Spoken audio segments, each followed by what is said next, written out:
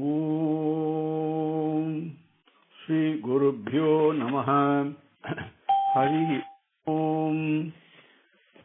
సుముఖశ్చ ఏకదంతశ్చ కపిలో గజకర్ణకః లంబోదరశ్చ వికటో విఘ్నరాజో వినాయకః ధూమకేతుర్గణాధ్యక్షః కాలచంద్రో గజాననః వక్రతుండః శూర్పకర్ణో హేరంబః స్కందపూర్వజः శుక్లాంబరధరం విష్ణుం శశివర్ణం చతుర్భుజం ప్రసన్నవదనం ధ్యాయేత్ సర్వవిఘ్నోపశాంతయే.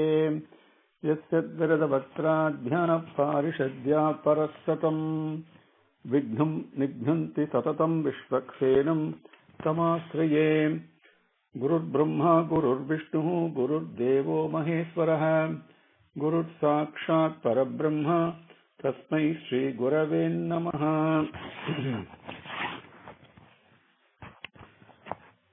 So,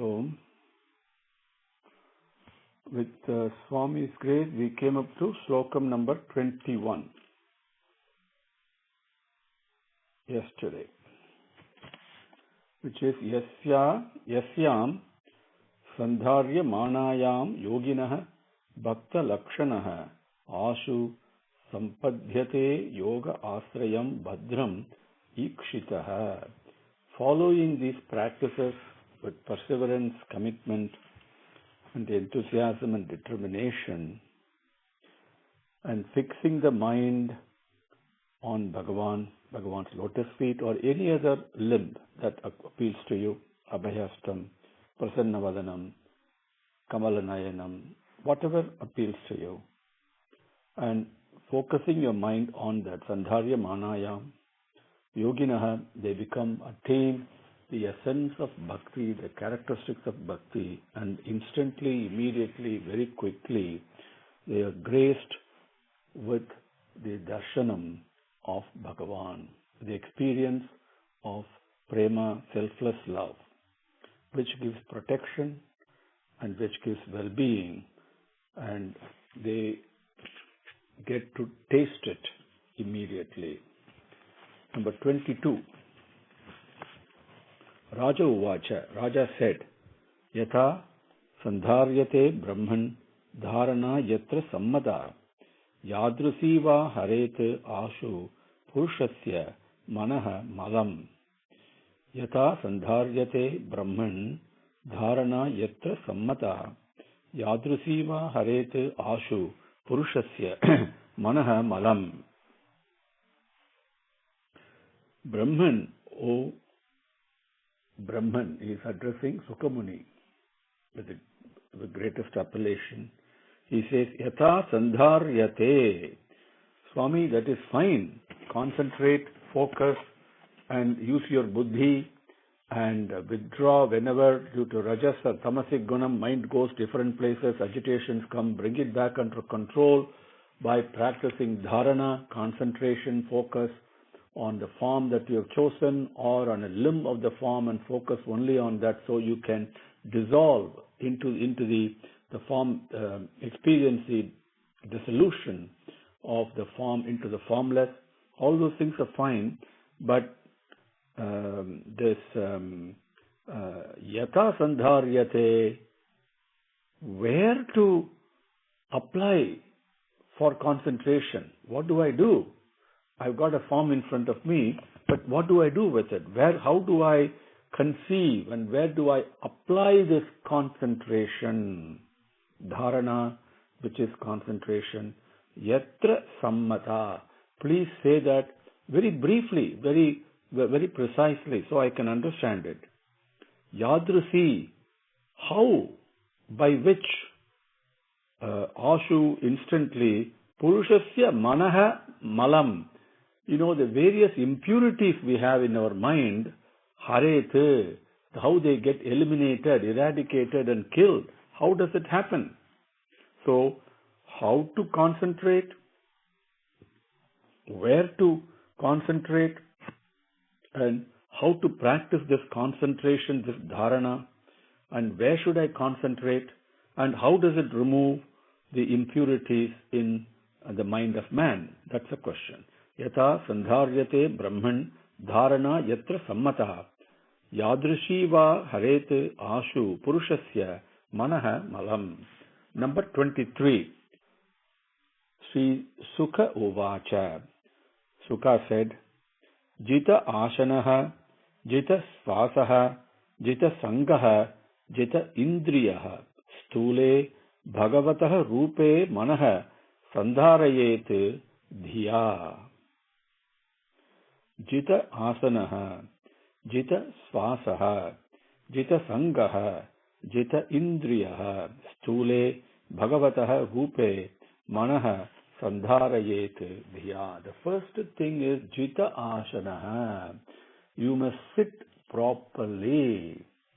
You must be victorious in the way you sit. That means how the seating should be, what the posture is. That you must sit properly. Jita Svasaha. You must learn to breathe properly in the prescribed manner. Jita Sangaha. Very important. Very important. We must give up mentally being attached to various things, especially the desires. Desires are the one that we are always attached to. If you really look at it, even in the world, whether it is money, or whether it is a Mercedes-Benz car, or whether it's a big house, or a friend, or a particular type of food, or a cloth, or whatever it is, that's not what we are attracted to or attached to. We are attached to the desire to possess it. Do you understand? So it's always attachment to desires, even to our friends, our spouses, our children, and we are attached to them not because who they are, because they belong to me. They're my husband, my wife, my child. So that's why we are attached to them. That desire of possessiveness, that acquisitiveness, that possessiveness. So Jita Sangaha, give up this desires. And how to do that? Start with feeling on desires. Minimize the desires. Even today, before going to bed, or tomorrow during the day, when you want something, evaluate, is it really a thing I need, or is it something I really want? And give it up and see what happens. That will make you so strong, exponentially strong. When you give up one desire, you'll be amazed at how strong you become. And Jita Indriyaha, the control of the senses. And what does that mean? That does not mean not experiencing the world outside with the 5 senses of perception that we have. No. It is we must participate, we must see, we must hear, we must smell, we must touch, we must taste. Yes, but all within prescribed limit as controlled by buddhi. Okay, not by the sense object. That's very important. And also, Jita Indriya also pertains to the Karmendriya also. I must see properly. I must listen. I must hear good things. What I hear, what I see, I must control. What I speak, I must control. And what I do with my procreation or excretion, all those activities, will be in full control. Jita Indriyaha. Stule Bhagavataha Rupe. Stule, Stiram. That means very firm, unshakable. Bhagavataha Rupe. Manaha Sandharayete. Manaha, in the mind, Dhiya, with intelligence, applying the buddhi. Pick a form that you like, that you really love. Analyze, which form do I like? Krishna, is it a Krishna playing a flute, or is it a Krishna as a baby Krishna stealing butter? Like that, you must think whichever one appeals to you, whatever form that really that you love. And you must initially like it, but you must learn to love it with all your heart. That is where Dhiya comes in. Manaha, that's Bhagavataha Rupe Sthule. That form of Bhagavan, you establish it firmly, unshakably. Sandharayet. Then by applying Dhiya, the intelligence, you must establish the form, your favorite form, in your mind. Jita Asanaha, Jita Svasaha, Jita Sangaha, Jita Indriyaha. Stule Bhagavataha Rupe Manaha Sandharayet Dhiya. Number 24. विशेषः तस्य देह अयं स्तविष्टः च स्तवीयसाम् यत्र इदं दृश्यते विश्वं भूतं भव्यं भवच्च सत्.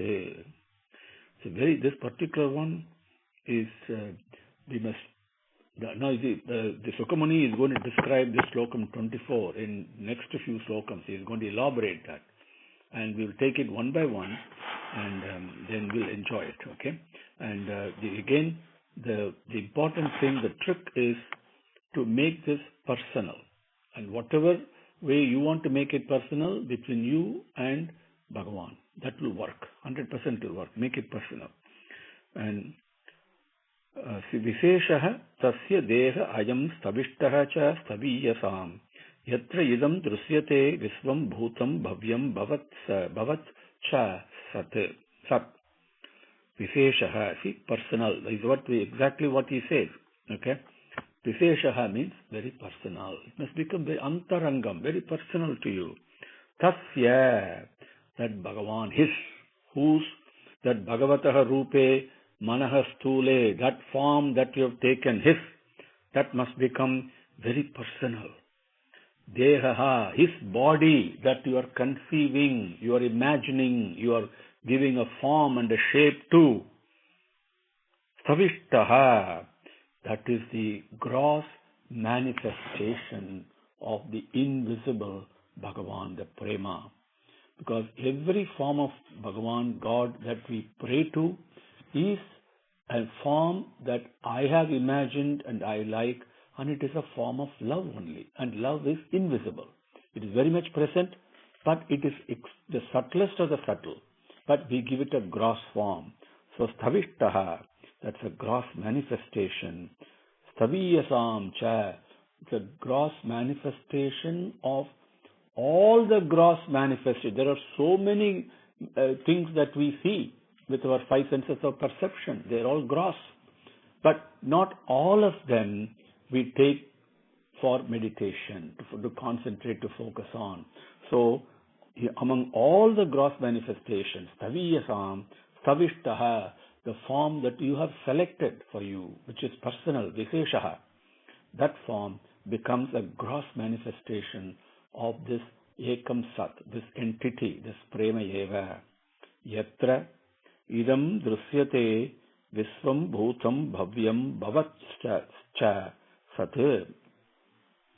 Now, this form is the drishyate,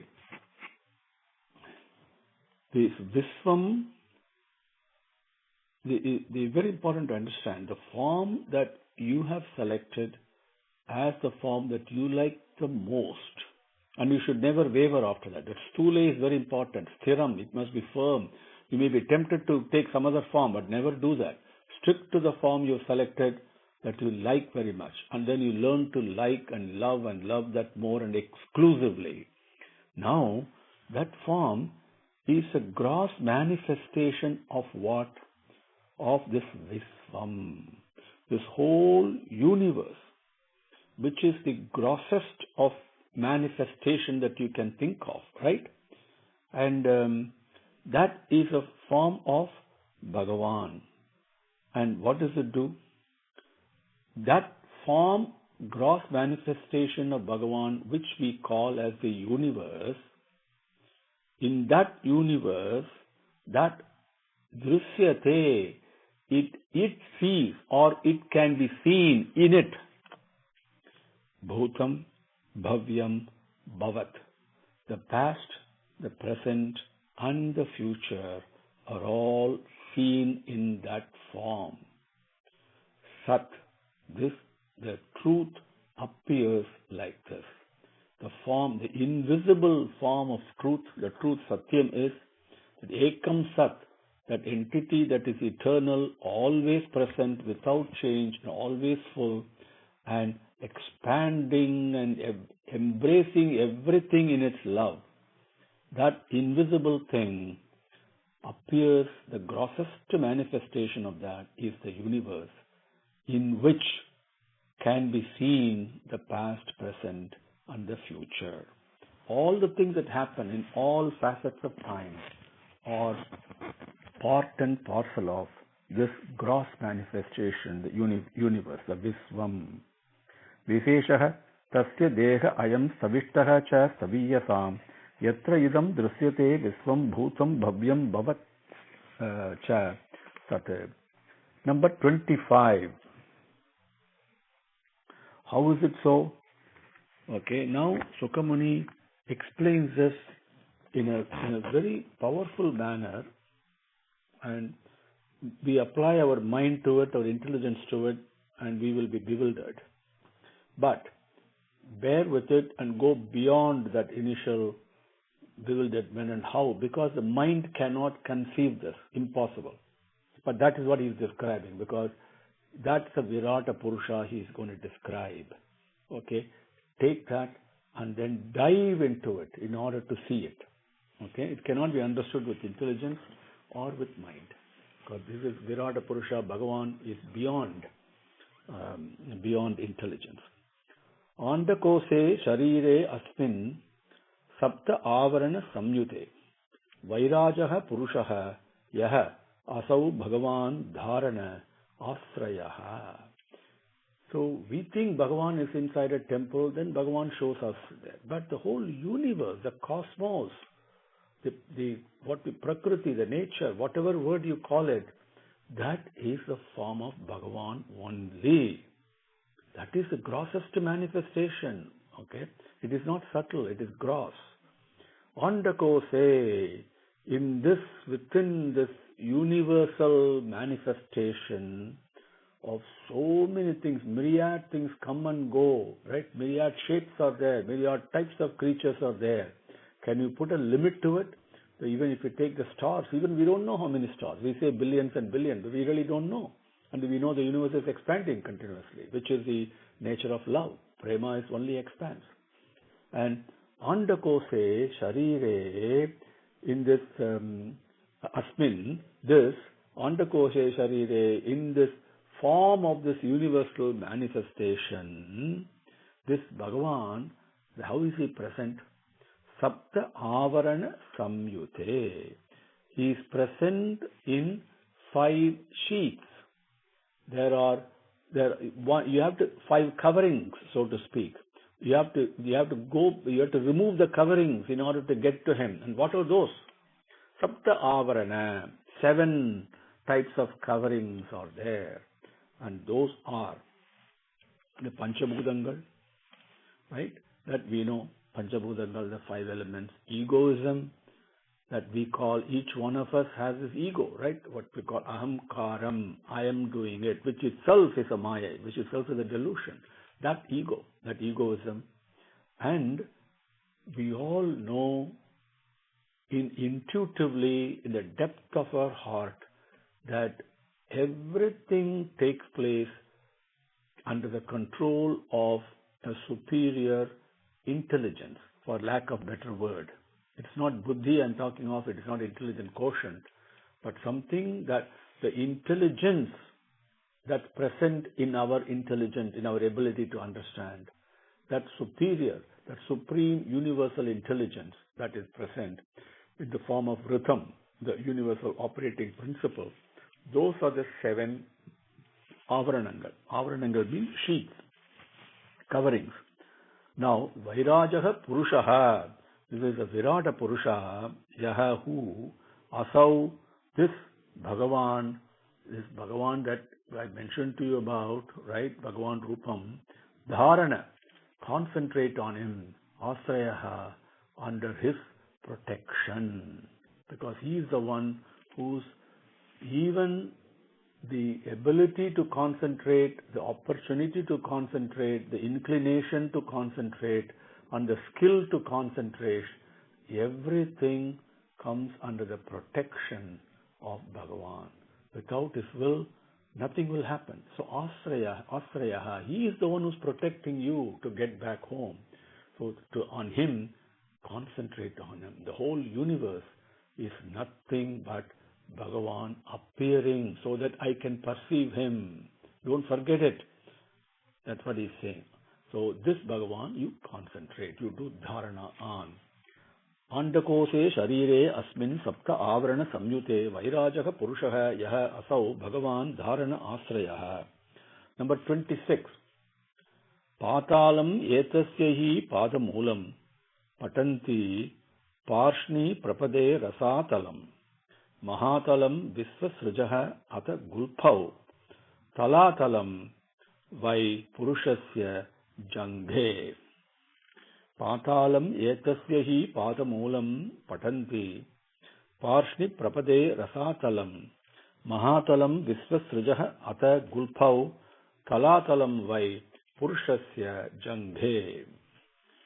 Now this Virata Purusha, who is appearing in the form of universe, manifestation, and Patalam, his Padamulam, the underside of his feet is Patalam. Etasya, for him, Etasya Padamulam, Patalam, he, the underside of his foot is Patalam, Patala Logam we call it, Patanti, so it is perceived.